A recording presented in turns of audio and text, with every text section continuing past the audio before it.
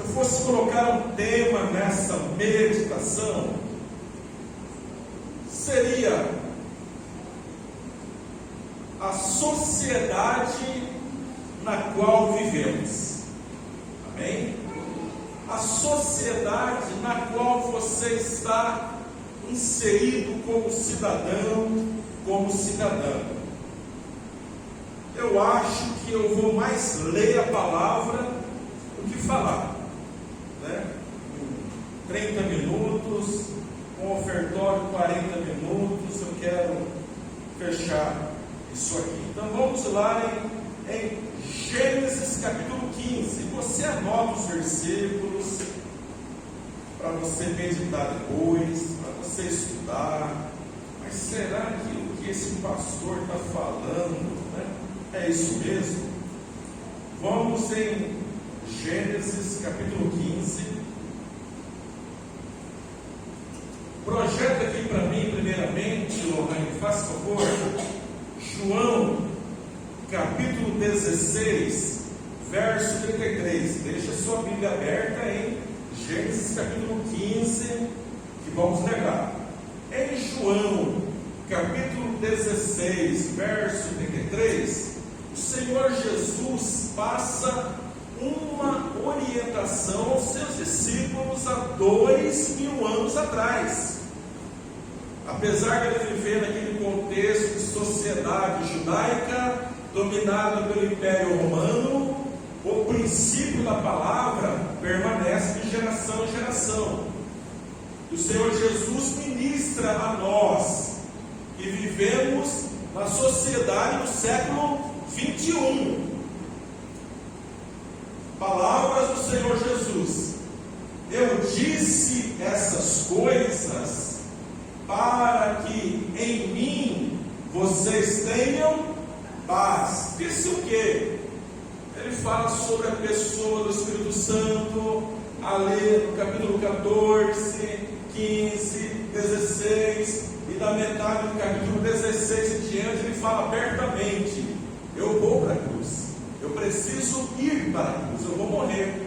E ele fecha esse capítulo com esse texto: neste mundo vocês terão aflições, contudo, tenham ânimo, eu venci o mundo. Amém? Então, que você guarde essa palavra no seu coração. É uma palavra que precisa estar viva no seu coração durante todos os dias da sua vida. Amém? Então Jesus enfaticamente ele disse: no mundo vocês terão aflições, contudo, tenham ânimo. Quem esteve de quinta-feira, lembra? Deus para Josué: o desânimo em nossa vida, irmãos, quando o desânimo entra em nosso ser, em nossa alma, a gente não tem força para lutar pela família, pelo casamento, por um filho, por uma filha. Quando o desânimo domina a gente não tem ânimo para lutar pela empresa, pela igreja, pelo ministério, pela cidade, pela nação, porque o desânimo mata a esperança em nosso coração. E aqui Jesus disse: tenham ânimo, eu venci o mundo. Amém? Ele venceu. Se ele venceu, pela nossa fé nós também venceremos. Guarde isso. O outro texto, 1 João capítulo 5, verso 19. Esse daqui é o pano de fundo que nós vamos conversar, tá bom? É o pano de fundo. 1 João capítulo 5, verso 19. 19 é até a lápis. Glória a Deus. É isso mesmo. Sabemos que somos de Deus, aleluia, segurança, firmeza, raiz. Sabemos que somos de Deus e que o mundo todo, aqui é outra versão, tá? O mundo todo está sob o poder do maligno. Isso é sério e real, mais real do que a gente consegue desenhar. O mundo todo está sob o poder do maligno. Qual que é a versão tradicional? O mundo jaz no maligno. O que é jaz? Jazer. Falou em jaz, jazer, a gente lembra do cemitério. Aqui jaz fulano de tal. Ou seja, o mundo está adormecido, o mundo está deitado, o mundo está morto no poder de Satanás. Você precisa ter consciência disso como igreja de Jesus Cristo nessa terra ainda. Falando de fundo. Agora vamos lá em Gênesis capítulo 15, do 13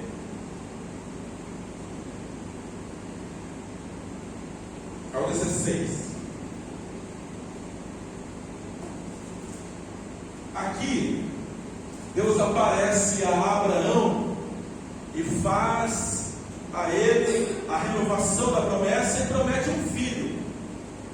Então, do 13 ao 16 está escrito: então o Senhor disse a Abraão: saiba que os seus descendentes serão estrangeiros numa terra que não lhes pertencerá. Está falando do Egito, onde também serão escravizados e oprimidos por 400 anos. Meu Deus do céu, que tratamento. Próximo, 14. Mas eu castigarei a nação a quem servirão como escravos, e depois de tudo sairão com muitos bens. 15. Você, porém, Abraão, irá em paz a seus antepassados e será sepultado em boa velhice. 16. Na quarta geração. Por isso que eu acredito, irmãos, que uma geração, eu particularmente acredito que uma geração, para a gente analisar algumas coisas na Bíblia, ela vai de 70 a 100 anos. 70 que é a vida do homem, e 100 anos essa palavra que Deus declarou para Abraão. Porque ele fala o seguinte: quantos anos eles ficariam cativos? 400 anos. Qual geração voltaria do cativeiro? A quarta geração. Ok? Na quarta geração, os seus descendentes voltarão para cá. Princípio que eu quero ensinar para você como pano de fundo. Porque a maldade dos amorreus. Quem são os amorreus? Os amorreus eram um povo que habitava à margem do Rio Jordão, ou seja, a terra era prometida, Canaã seria conquistada, mas para Israel tomar posse da terra prometida, eles tinham que expulsar os amorreus, eles tinham que guerrear contra os amorreus, eles tinham que botar os amorreus para correr daquela terra, para tomar posse daquela terra. Por quê? A maldade dos amorreus ainda não atingiu a medida completa. Esse texto, irmão, sempre mexeu comigo, desde a minha juventude na igreja, porque a versão tradicional fala o seguinte, no verso 16: e a quarta geração tornará para cá, porque a medida da injustiça, ele fala maldade, porque a medida da injustiça dos amorreus ainda não está cheia, não está cheia, ela está enchendo. Então, muito bem.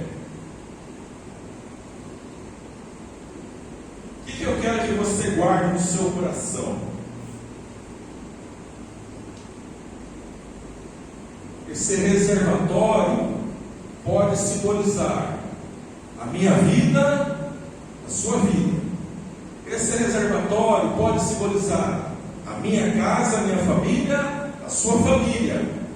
Esse reservatório pode simbolizar uma igreja local, um ministério, uma convenção. Esse reservatório pode simbolizar uma cidade, um estado, uma nação. É um princípio espiritual. Ok?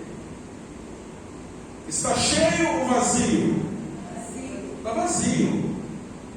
Está vazio. Mas Deus ministra esse princípio ao coração de Abraão. Vocês vão conquistar essa terra, o inimigo habita lá, levará um tempo para essa conquista, não será a primeira geração, não será a segunda geração, não será a terceira geração, será a quarta geração. Por quê, pastor? Porque, responde o Senhor, na minha versão, a medida da injustiça dos amorreus não está cheia. Quando esse povo estiver com a medida cheia, cheia de quê? Cheia de pecado, cheia de maldade, cheia de injustiça, cheia de engano, quando estiver cheia, eu vou arrancá-los da terra. Deus faz isso. Qual que é o tema da nossa mensagem? Anotou aí, pastor Sandro? A sociedade na qual vivemos. Então, meus irmãos, a nossa vida, a minha vida particular, a sua vida particular, a vida de uma cidade, de um estado, de uma nação,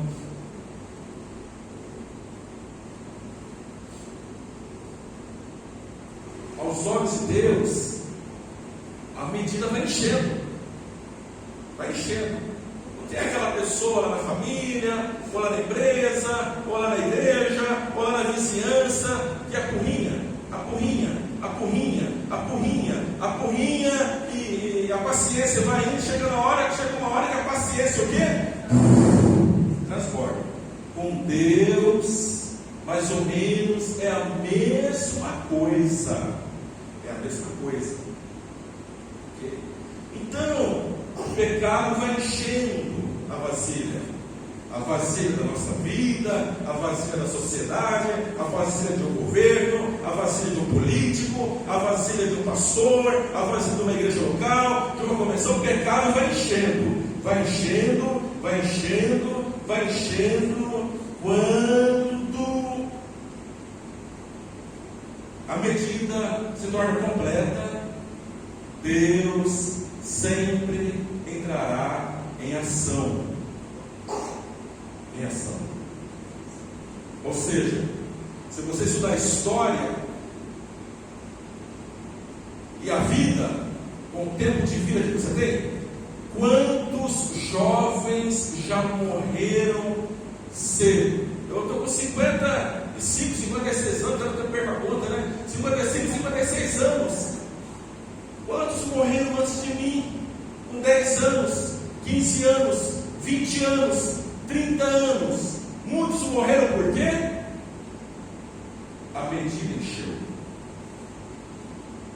Se você for analisar a história, quantas cidades que existiam um dia e não existem mais? Você lê a Bíblia, quantas cidades hoje são ruínas? Se você lê Apocalipse, as 7 igrejas de Apocalipse, praticamente quem viaja para Israel, ele viaja ali a antiga Ásia Menor, que hoje praticamente é ali na região da Turquia, só vê ruínas, ruínas, ruínas, ruínas. Por quê, irmãos? Porque a medida encheu, e quando a medida enche, Deus faz a mesma coisa que fez com os amorreus. Ele remove. Muito bem, então a medida vai enchendo a nossa vida. Eu quero, por causa do tempo, eu quero analisar rapidamente duas sociedades. Mas a nossa análise será ler a palavra, viu? Nosso auxiliar, primeira sociedade, a sociedade de Noé. Gênesis capítulo 5, pode projetar o verso 28, 29 e 32. Primeira sociedade, e você não viveu nessa sociedade. Gênesis capítulo 5, versos 28, 29 e 32. 28. E viveu Lameque 182 anos e gerou um filho, a quem chamou Noé, dizendo: este nos consolará acerca de nossas obras e do trabalho de nossas mãos, por causa da terra que o Senhor amaldiçoou. O próximo é o 32. E era Noé da idade de 500 anos, e gerou Noé a Sem, Cão e Jafé. De Adão, que morreu com 930 anos, até Noé, até o dilúvio, são mais ou menos 1.800 anos. Um pouco mais, um pouco menos. Eu não estava lá para contar direitinho. Amém, glória a Deus. Agora note aqui. Vamos ler agora Gênesis capítulo 6, do verso 1 em diante. A sociedade de Noé. E aconteceu que, como os homens começaram a multiplicar-se sobre a face da terra, e lhes nasceram filhas, viram os filhos de Deus que as filhas dos homens eram formosas, e tomaram para si mulheres de todas as que escolheram. Então disse o Senhor: note bem, irmãos, isso aqui não é um estudo, isso aqui é só uma meditação, uma reflexão, tá bom? Depois aí que você vai ler, você vai entender. A gente passaria aqui 2 pequenas falando sobre isso. Então disse o Senhor: não contenderá o meu espírito para sempre com o homem, porque ele também é carne, porém os seus dias serão 120 anos. É o período que demorou até a chegada do dilúvio. 120 anos Noé pregou para aquela geração: vai chover. Essa pregação é: vai chover, vai chover. Porque essa árvore não é: vai chover. Porque esses bichos não é: vai chover. E Deus vai 120 anos evangelizando uma geração. E o que fazia essa geração? Só enchia a vasilha, só enchia a vasilha, só enchia a vasilha. Está preocupado em encher a vasilha. Ele continua aqui no verso 4. Havia naqueles dias gigantes na terra, e também depois, quando os filhos de Deus entraram, as filhas dos homens, e delas geraram filhos. Estes eram os valentes que houve na antiguidade, os homens de fama, e viu o Senhor que a maldade do homem se multiplicara sobre a terra, e que toda a imaginação dos pensamentos de seu coração era só má continuamente. Vai enchendo a vasilha, continuamente, enchendo a vasilha, enchendo a vasilha, enchendo a vasilha. Chega uma hora que a vasilha vai encher, irmãos. Chega uma hora que a vasilha vai encher. Assim foi com a geração de Noé. Continuando. Então arrependeu-se o Senhor de haver feito o homem sobre a terra, e pesou-lhe em seu coração. Então arrependeu-se o Senhor de haver feito o homem sobre a terra, e pesou-lhe em seu coração. Essa palavra aqui traduzida, irmãos, está errada, comparada com o original hebraico. Quando diz que Deus se arrependeu de ter feito o homem, não é o que você entende. No original hebraico, a palavra significa dilatar as narinas. Dilatar as narinas. E quando isso acontece? Você fala para o filho seu: meu filho, não faça isso. Primeira vez. Meu filho, não faça isso. Terceira vez. Minha filha, não faça isso. Aí acontece alguma coisa, qual é a nossa reação?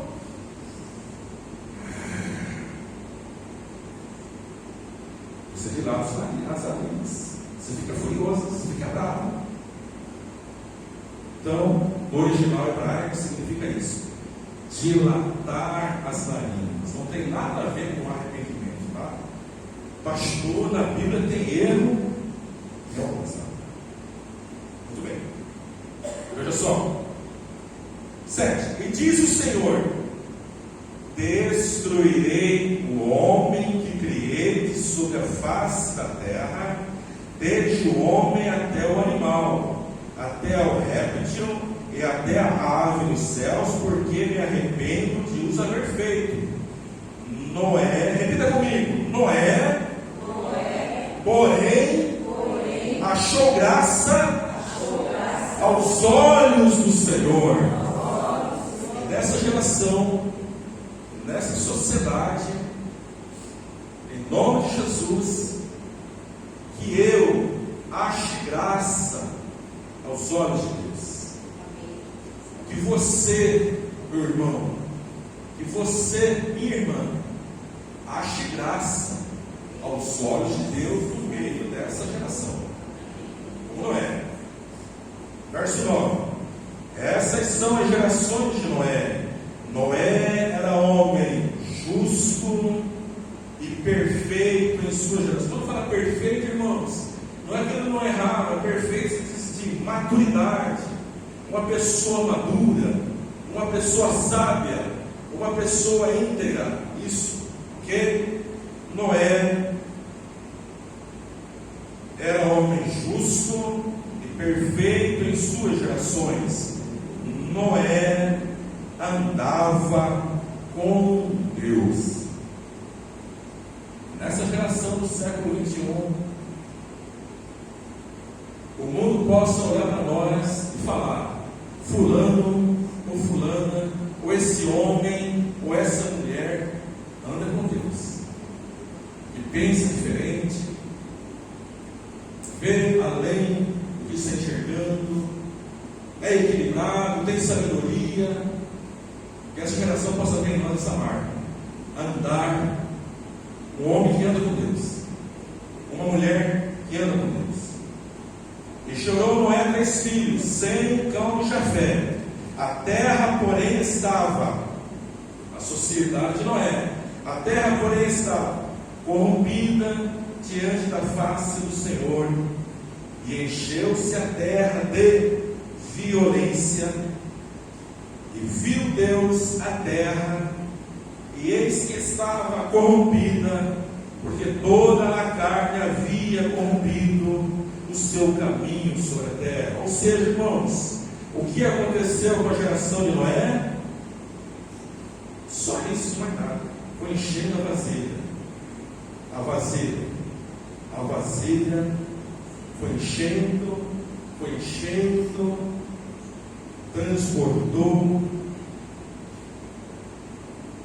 Não ouviram a pregação de Noé e pereceram. Se eu estivesse lá, eu ia acreditar na pregação de Noé ou não? Se você estivesse lá naquela geração, você acreditaria na mensagem daquele velho Ou não? Só 8 pessoas entraram na arca. 8 pessoas. As demais pereceram, porque o juízo de Deus desceu, porque a medida encheu.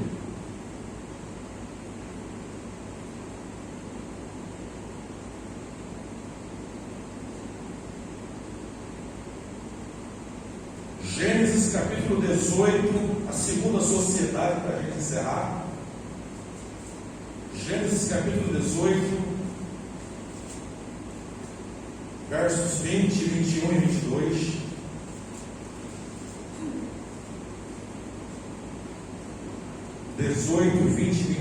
Naquele contexto onde Abraão recebe a visita de 3 homens, 3 varões, 3 anjos, sendo que um desses anjos era a própria pessoa de Jesus Cristo, o anjo do Senhor. Verso 20, 21 e 22.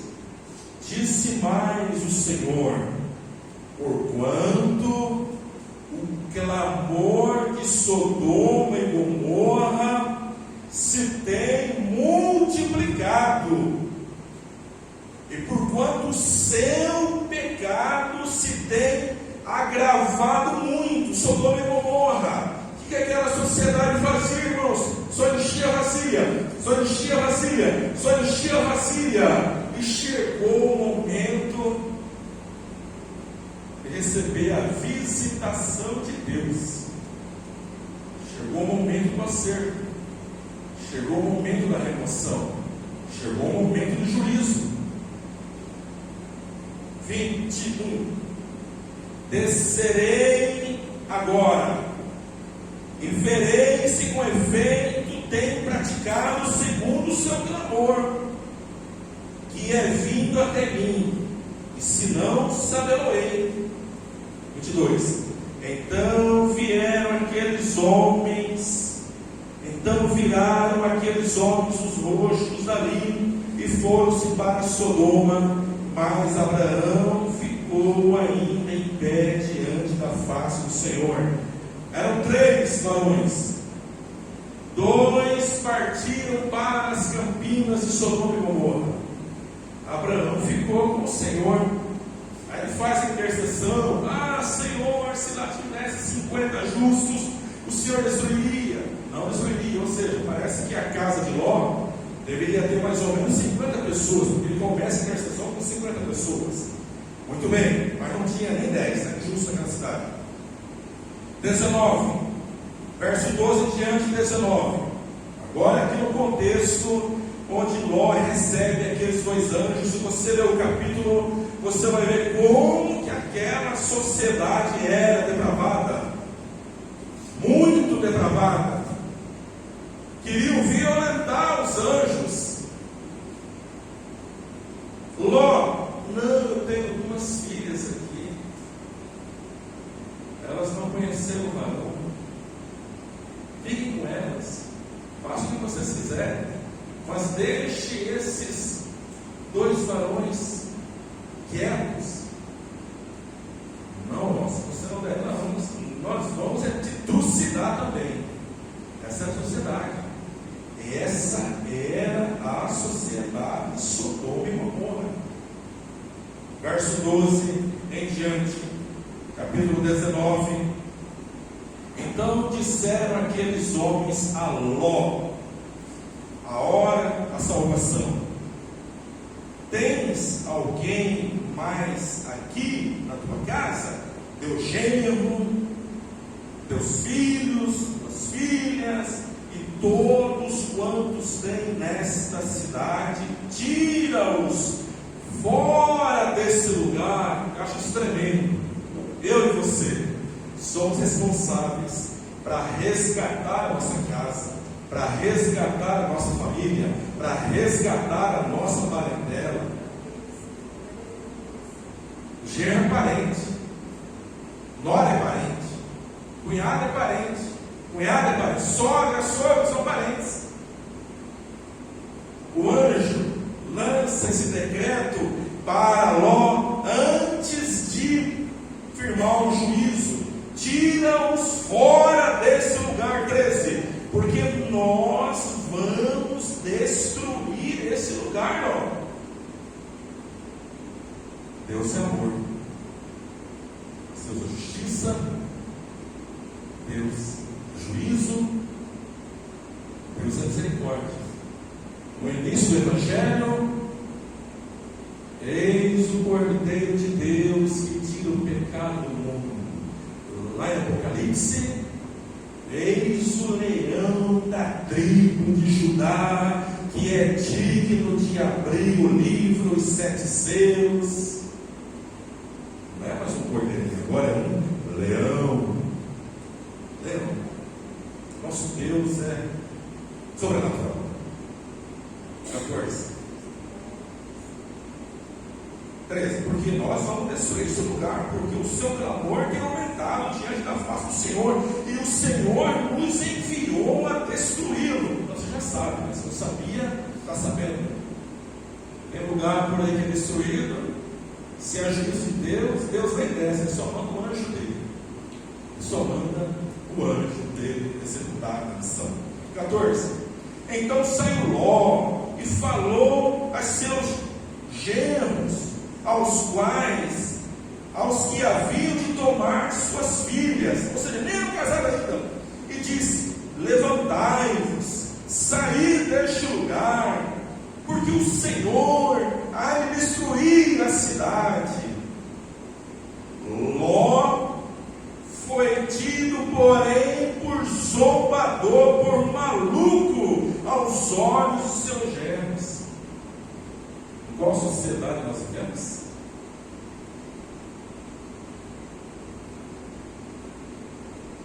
Quantas vezes nós ouvimos por esses dias: de que valeu vocês orarem, de que valeu vocês jejuarem, de que valeu o clamor da igreja, de que valeu? Zomba de mim, mas não zomba de Deus.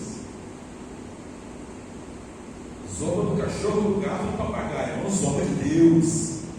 Não zomba de Deus.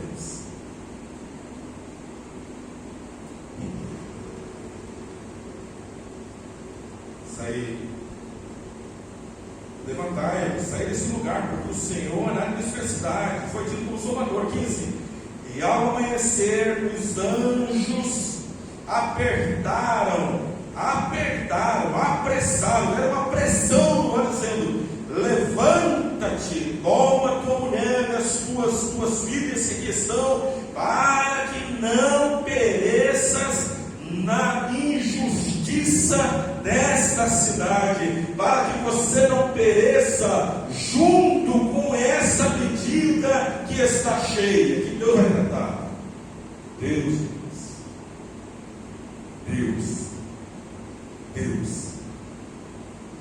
Continua dizendo aí, 16: ele, porém, demorava-se, até para ser salvo, né? Era meio lerdo, né? Ele, porém, demorava-se, e aqueles homens lhe pegaram pela mão, e pela mão de sua mulher, e pela mão de suas 2 filhas, sendo-lhe o Senhor misericordioso, e tiraram e puseram fora da cidade. Amém? Depois você lê até o final.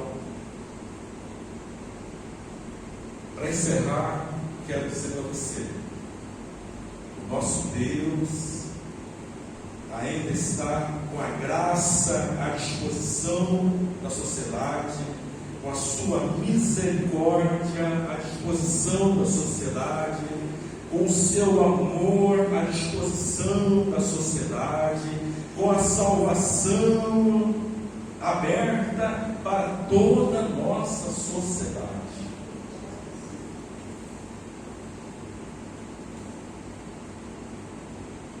Se você morasse em Sodoma e Gomorra, você daria ouvido à pregação de Ló?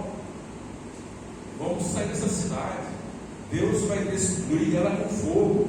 Vamos sair dessa cidade, Deus vai destruir ela com fogo. Será que a gente ia crer nessa mensagem? Se você ler em Lucas 17, do 26 ao 30, Lucas 17, do 26 ao 30, Jesus fala mais ou menos assim: assim como foi nos dias de Noé, assim também será na vinda do Filho do Homem. Assim como foi nos dias de Ló, assim será também na vinda do Filho do Homem. Compravam, vendiam. Que mal há nisso, irmãos? Casavam-se, davam-se em casamento. Que mal há nisso? Até que veio a destruição e eles não perceberam. O problema está na prioridade da nossa vida. Qual é a prioridade número 1 da minha vida? O solteiro, será que é só casar? Quem não tem filho, será que é só ter filho? É prioridade?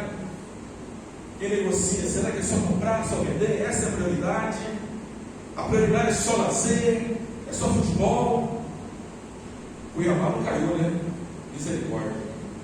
Será que é só futebol? Será que é só praia? Será que é só camping? Prioridade, irmãos. Mas buscai em primeiro lugar o reino de Deus e a sua justiça, e as demais coisas vos serão acrescentadas.